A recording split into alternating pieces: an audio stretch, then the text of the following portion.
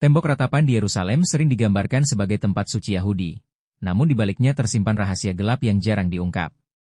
Sejarah mencatat, tembok ini bukan sekadar situs ibadah, tetapi simbol ambisi, manipulasi, dan perebutan tanah suci yang berdarah. Dalam video ini, kita akan mengungkap asal-usul tembok ratapan menurut sejarah Islam dan Yahudi. Mengapa tembok ini menjadi pusat klaim atas Yerusalem? Fakta mengejutkan yang jarang dibicarakan dunia. Tonton sampai selesai, karena di balik tembok itu tersimpan agenda besar yang mengubah wajah dunia hingga hari ini.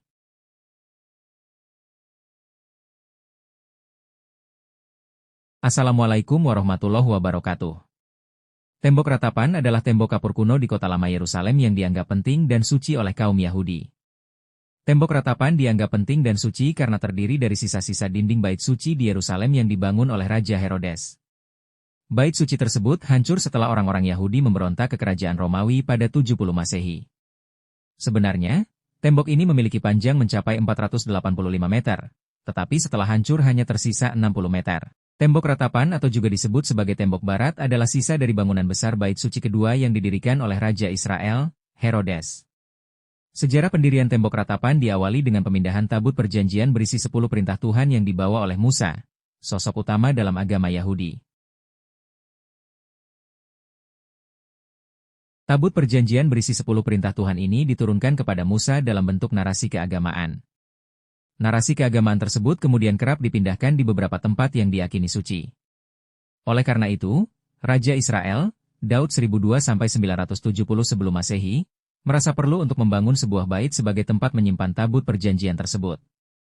Akan tetapi, bukan Daud yang membangun sebuah kuil atau bait tersebut, melainkan putranya, Salomo. Pembangunan bait itu selesai pada tahun 957 sebelum Masehi. Bait suci pertama ini difungsikan sebagai tempat penyimpanan tabut perjanjian dan tempat perkumpulan seluruh rakyat Israel.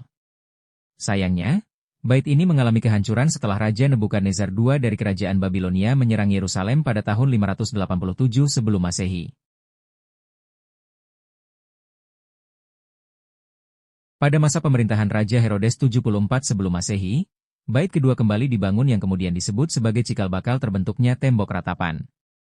Bait kedua yang didirikan oleh Raja Herodes tidak lagi digunakan sebagai tempat penyimpanan tabut perjanjian, melainkan sebagai pusat peribadahan Yahudi beserta tradisi-tradisinya.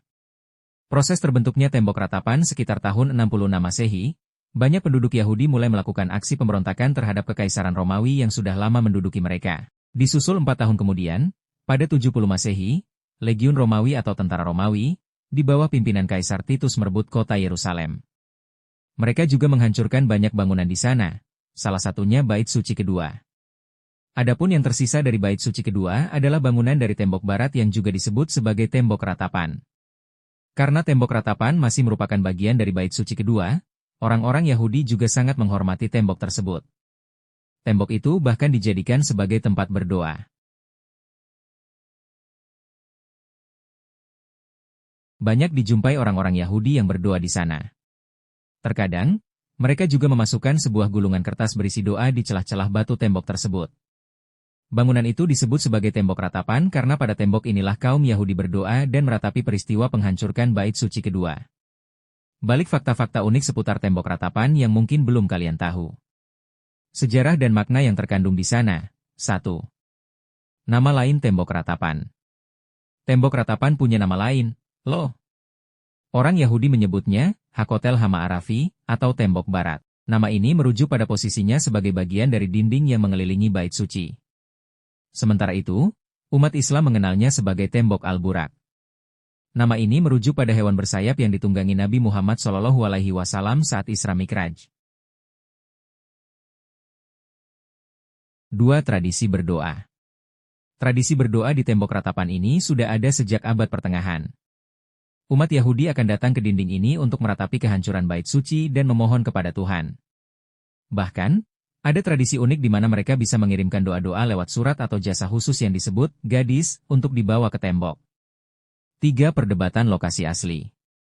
Ada perdebatan mengenai lokasi asli bait suci ini. Sebagian orang Arab dan Muslim membantah bahwa dinding tersebut adalah bagian dari kuil Yahudi. Mereka berpendapat bahwa dinding itu sebenarnya adalah bagian dari struktur Masjid Al-Aqsa, situs suci bagi umat Islam.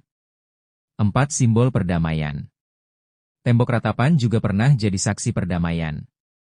Pada tahun 2000, Paus Yohanes Paulus II membuat sejarah sebagai paus pertama yang berdoa di tembok ratapan. Kunjungan ini jadi simbol monumental dalam hubungan antara gereja Katolik dan komunitas Yahudi.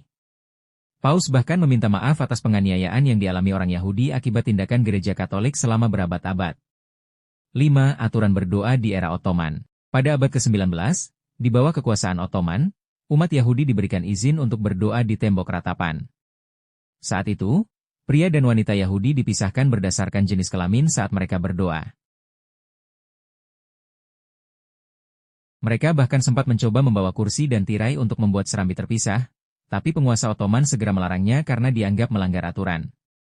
Tembok ratapan memang kompleks, namun tak bisa dipungkiri, tembok ratapan adalah situs sejarah yang kaya makna dan menjadi bagian penting dari warisan dunia. Semoga kisah ini menambah wawasanmu tentang tembok ratapan yang menakjubkan ini. Saya akhiri, wassalamualaikum warahmatullahi wabarakatuh.